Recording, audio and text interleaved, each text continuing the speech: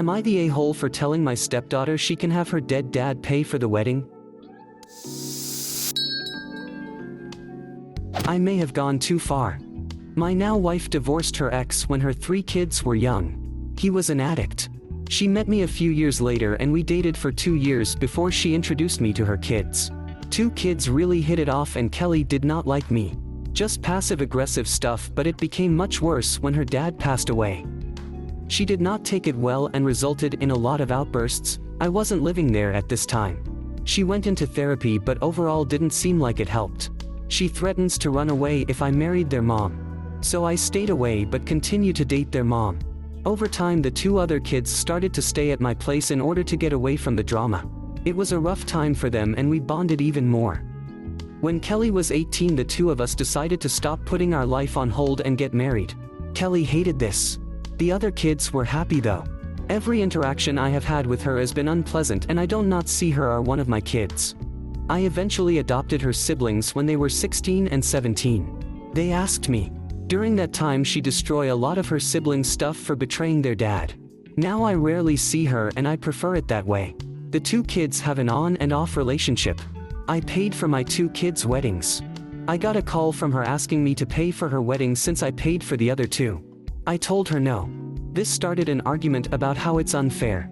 I had enough and told her to have her dad pay for the wedding. She hung up after some lovely names. I may have gone too far, which makes me a jerk. Edit, she is 27 right now. Yeah, it was a stupid, hurtful and immature thing to say, but I get it. I understand this was the oldest girl and probably closest to her father, and of course, she probably resented the divorce. But that's something you should grow out of. Once her father died, you'd think it might have opened up her heart a little. But apparently that was not to be. And so be it. It's her life. It's her choice. But it takes a lot of balls to then come skipping back and wanting you to pay for her wedding. I don't blame you for refusing, but I am curious as to what your wife thinks. A tiny you are the a-hole on the comment. A big not the a-hole on not paying for the wedding. Yeah, it was petty. Thinking about it, it was resentment building up for how many times I just took her anger. It was like finally standing up to a bully. After so many years of taking it, it sure felt great to give it back no matter how petty it was. You had the right to explode, but don't expect her to ever even attempt to maintain a relationship with you now. And don't be shocked if her mother loses a lot of contact too. I'm gonna say not the a-hole given the circumstances, but you implicated more people here than just yourself. I would love if she never talked to me again. With my wife, they already have a bad relationship and they haven't talked in at all. So I doubt that will change anything. Kelly sees you as an ATM. She has not shown remorse or regret for her past behavior. She thought you would be an easy mark and you're not. Good for you. Not the a-hole. Everyone sucks here. Kelly obviously took it too far by practically forbidding her mom from moving on and for punishing her siblings for deciding to bond with you. But still, having a dead parent is something traumatic, and you bringing it up just to make a point in an argument is really low. Fair, that's what I thought. Everyone sucks here. You were in the right to say no. You'd have been in the right to say, because I pay for my kids' weddings. But taking a swing at her dead dad was a bit too far. Everyone sucks here, but mostly you. She was mean to you when she was going through some truly terrible shit as a kid. You were mean to her calmly and on purpose, in a way that rubbed her deepest pain in her face. Am I the a-hole for reminding my friend that she married for intelligence and look where it got her? I, 35 female, met my husband Vince, 36 male, after he saved me from drowning at a pool party when I was 18. I took him out for lunch the following week to thank him for saving me, and we soon fell in love and began dating. At the time, Vince worked a blue-collar job while I was studying in university. We ended up getting married and Vince supported me throughout my entire education up until I got my PhD. Vince always told me that he wanted to study in university but had learning disabilities that made it difficult for him to study in a classroom. At times he was embarrassed by the fact that he had to work twice as hard compared to people around him, but I always found that to be admirable about him. When I finished my studies and got a well-paying job, I convinced Vince to give his dream of studying another go. Last year he was finally accepted into a nursing program at our local university. He is working hard to achieve his dream and I'm incredibly proud of him. Last week my friend Alba, 36 female, came to visit with her son so our children could play together. Alba was my roommate during my first year in university. She began dating her husband Leo around the same time I started dating Vince. Leo was an obnoxious law student who later on became an even more obnoxious attorney. He was a know-it-all who prided himself on his intelligence, which for some reason attracted Alba. At the time Alba would sometimes tease me that I could do better than Vince, and would offer to set me up with one of Leo's law school buddies, but I would always refuse and she eventually dropped the subject. Alba and Leo are currently going through a nasty divorce that stems from him cheating on her. Quite frankly, he is dragging her through the mud and is using connections to try and leave her as penniless as possible. As we were chatting and catching up, Alba began to express concern over the fact that my eldest son, 7 male, was recently diagnosed with dyslexia. Alba began telling me how she is worried that my son will be academically challenged like his father and what that could entail for his future. Before I could respond, she told me how I should have married someone smart while I had the chance so I would have kids like hers. Alba's son is an incredibly bright boy and a straight A student.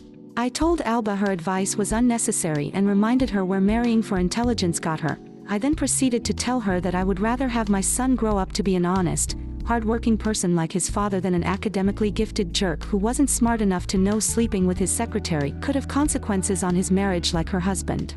Alba was deeply hurt by what I've said and stormed out with her son. Some mutual friends are now chiming in and are telling me that I was too harsh on Alba for using her failing marriage to prove my point and should apologize. Okay, can I just say that intelligence doesn't have anything to do with dyslexia? That incredibly intelligent people can have it, and they can also have other learning disorders or be kinetic learners. Because for her to say that your husband isn't intelligent is just a level of a-holery that's completely unacceptable. Having an education no education is also not a measure of intelligence. Trust me. I have a PhD too. I also know a lot of brilliant people without college diplomas. Now that my rant is over. Not the a-hole, and while certainly you should be concerned if your child has a learning disability and you should pursue support for him, that doesn't make him stupid or otherwise lacking. Just to pile on a little, high intelligence does not guarantee success. I know plenty of highly intelligent people who are not successful for a variety of reasons. Having 2 a-holes for parents might be a reason some smart kids don't end up being successful, just saying. Many of the smartest people I have ever met have no ambition to do anything other than coast. Honestly, that probably makes them smarter than me. I know many people of average intellect, some who learn differently, who do very well. She insults your husband and your son and then gets mad when you point out that the qualities that she seems to think are lacking are the same ones that have her going through a really bad divorce. You are not harsh enough. Not the a-hole, and you don't need friends like her? Yeah, this right here. Anyone who says that OP went too far fails to realize that her friend was the first one to insult OP's child and husband. Don't dish what you can't take. Not the a-hole. I think it might be a sort of emotional defensive reflex thing on her end to keep her from acknowledging the fact that she married a really awful person. You definitely could have taken a minute before reacting in the heat of the moment, but I won't fault you for sticking up for your husband and especially not your son. It's worth stressing that Alba insulted yours while you never got down to that level. You just dissed her for making poor life choices with a man that, if we're being real, probably had a ton of red flags. Going all look at how smart my high IQ ass is never bodes well. My heart still goes out to Alba. I chalk that up to her dealing with a ton of severe repressed betrayal compounded with the fear of what life will look like after the divorce. But she's still a grown-ass woman who has no business insulting a neurodivergent child. It's her responsibility to manage her emotions gracefully, without disrespecting you or your family. Update. First of all, I want to thank you all for your replies. I wanted to address a couple of things. Many of you asked why Alba and I remained friends despite her previous remarks. Alba and I grew apart during our 3rd year in university. We only remained friends by association since we have a lot of shared mutual friends.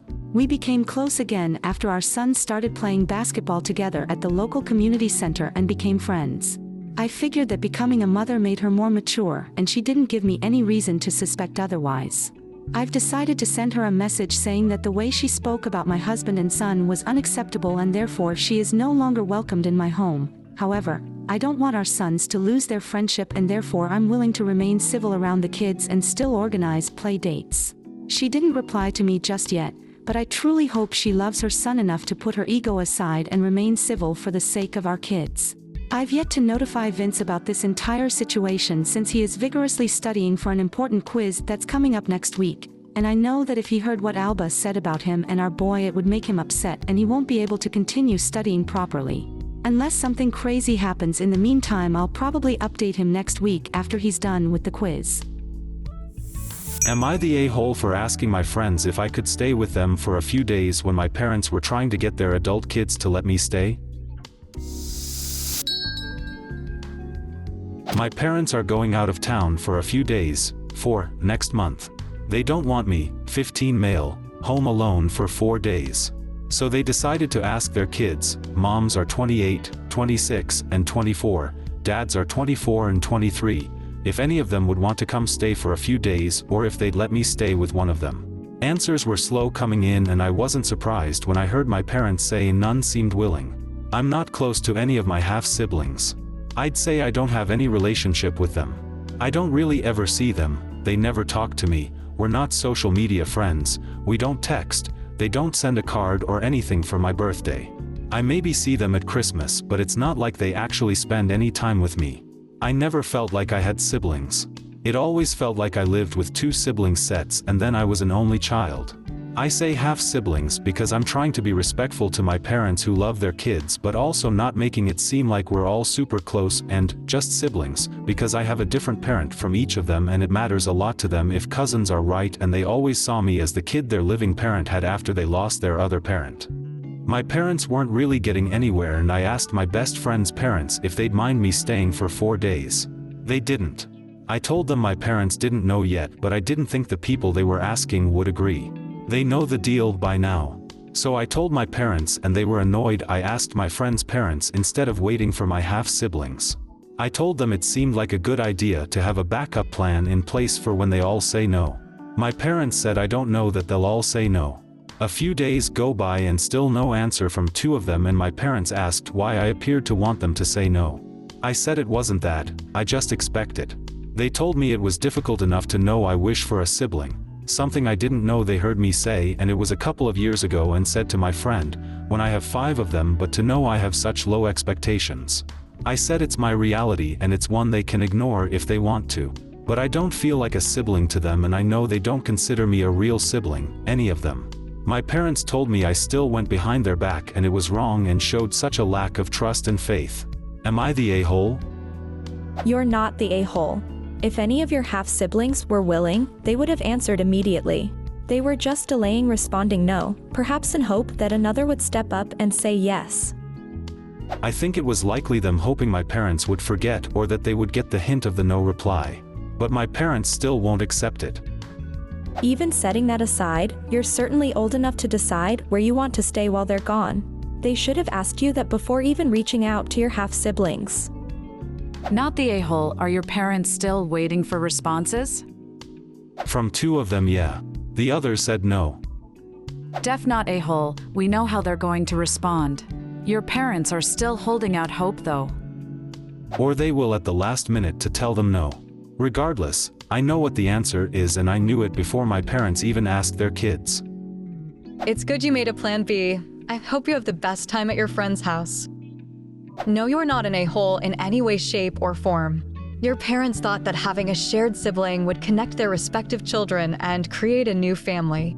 This obviously is not your lived experience, and they have no right to ask why I appeared to want them to say no.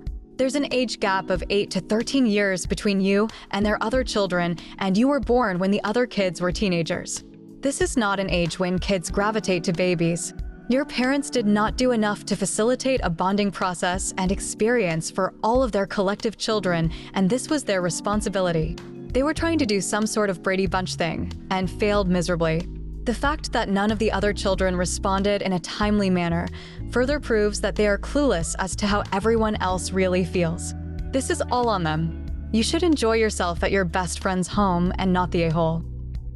Your parents are prioritizing their ego's hurt pride over hearing your reality.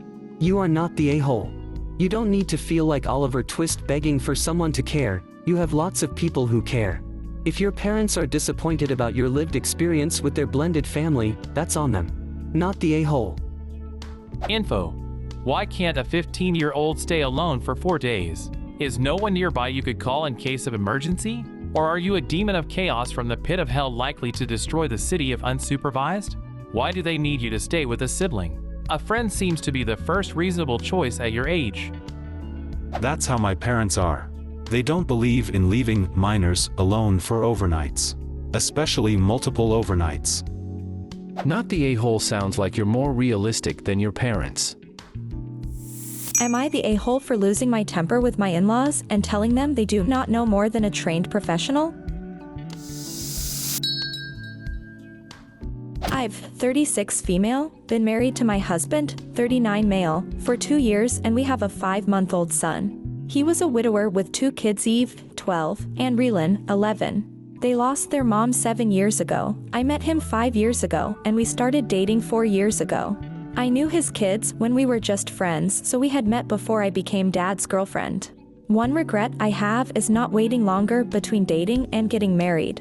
I feel like maybe the kids might have had an easier time if we had. They did express to my husband and in therapy before we ever got married that they didn't want to see anyone as a stepmom or a new parent. I still ask myself if having more time would have been better for them. The counselor told us to give it time. For me to be loving and open to a relationship and to work on getting closer with them through shared interests and time and not to sweat if they didn't call me mom or say I was their stepmom. We get along. I'd love us to be closer. I would love for them to lean on me more and have more trust in me. But I know these things cannot be forced and I know some of this comes out of fear that their mom's memory will be gone if they accept me as a stepmom. One thing they are very sensitive about is me talking about their mom, so I instead encourage my husband to keep talking about her with them so it doesn't upset them and push them away if I do or if she doesn't get talked about at all. When we told the kids I was pregnant, they were upset. They didn't like that it was happening and they talked with my husband a lot and had some therapy sessions of just the 3 of them before I joined back. My husband and I also did sessions just us. In-laws started to complain after our son's birth. The kids acknowledge our son as their half-brother, but they always say half, which drives my in-laws crazy. The kids aren't very fond of him either. The counselor described it as them struggling to make room for him or accept him because he's proof their mom isn't coming back.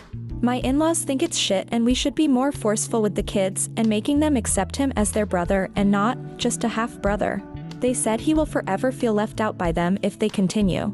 My husband told them there's nothing we can do because forcing it could make them resentful and hateful and we don't want that. My in-laws called that bullshit. They said Relin especially should love having a brother. But he acts like he only has a sister. And Eve acts like she has just one brother. They called us dumb and said we should really stop coddling the kids and tell them they need to put our son first. I told them the counselor said never do that and they said she doesn't know shit. Which is when I snapped and lost my temper and told them they don't know more than a trained professional and they said they know their grandkids better than a stranger. They told me I clearly didn't value their experience either and only want to disrespect them. Am I the a-hole? Not the a-hole. Unless I am in the minority, most of my friends refer to siblings in blended family as sibling, half-sibling, or step-sibling.